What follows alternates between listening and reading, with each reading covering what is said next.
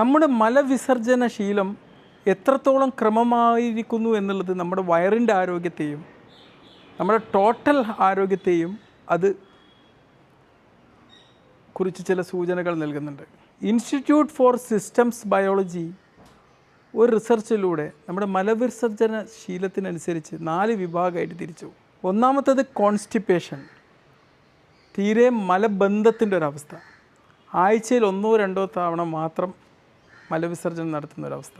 രണ്ടാമത്തേത് law normal, നോർമലിൽ നിന്നും കുറച്ച് ചെയ്യുന്നത് ആഴ്ചയിൽ 3 മുതൽ 6 തവണയാണ് എന്ത് ചെയ്യുക, മലവിസർജനം നടത്തുക.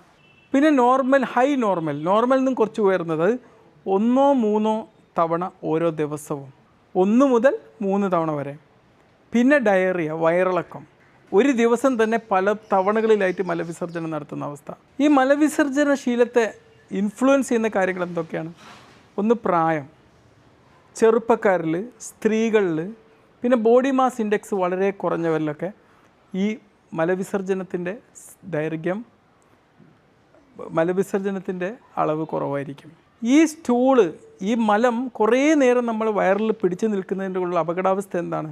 ഇത് കുറേ സമയം അവിടെ പിടിച്ചു നിന്ന് കഴിഞ്ഞാൽ ഇത് ഫെർമെൻറ്റേഷൻ എന്ന പ്രോസസ്സിന് വിധേയമാവുകയും ഒരുപാട് ടോക്സിൻസുകൾ നമ്മുടെ ശരീരത്തിൽ ഉത്പാദിക്കുകയും ഇത് രക്തത്തിലൂടെ നമ്മളെ ആഗിരണം ചെയ്യപ്പെടാനുള്ള സാധ്യതയുണ്ട്. പിന്നെ ദീർഘകാല അടിസ്ഥാനം നിൽക്കുന്ന ഈ മലബന്ധം, ക്രോണിക് കോൺസ്റ്റിപ്പേഷന് ചിലപ്പോൾ കിഡ്നി രോഗങ്ങൾ ഉണ്ടാക്കാനുള്ള ഒരു സാധ്യത അവിടെ നിലനിൽക്കുന്നു. പിന്നെ ഒരുപാട് ന്യൂറോ ഡീജനറേറ്റീവ് ഡിസീസുകൾ ഉണ്ടാക്കാനുള്ള സാധ്യതയുണ്ട്.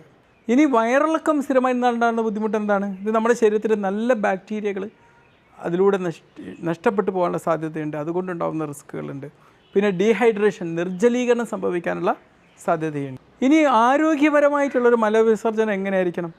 ദിവസത്തിൽ 1-2 തവണ, അതാണ് ആരോഗ്യപരമായിട്ടുള്ളത്. അത് കിട്ടാൻ നമ്മൾ എന്താ ചെയ്യേണ്ടത്? ഒന്ന്, ധാരാളം വെള്ളം കുടിക്കുക, പഴവർഗ്ഗങ്ങൾ, പച്ചക്കറികൾ, പിന്നെ ഹോൾ ഗ്രെയിൻസ്, മുഴുധാന്യങ്ങൾ, തവിട് കളയാത്ത ധാന്യങ്ങൾ, പിന്നെ ഫിസിക്കൽ ആക്ടിവിറ്റി.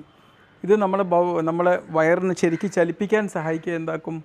അത് നമുക്ക് എന്തുണ്ടാക്കാൻ സഹായിക്കും? നമുക്കൊരു യഥാർത്ഥ രീതിയിൽ പ്രോപ്പറായിട്ട് മലം കടന്നു പോകാൻ സഹായിക്കുകയും ചെയ്യും.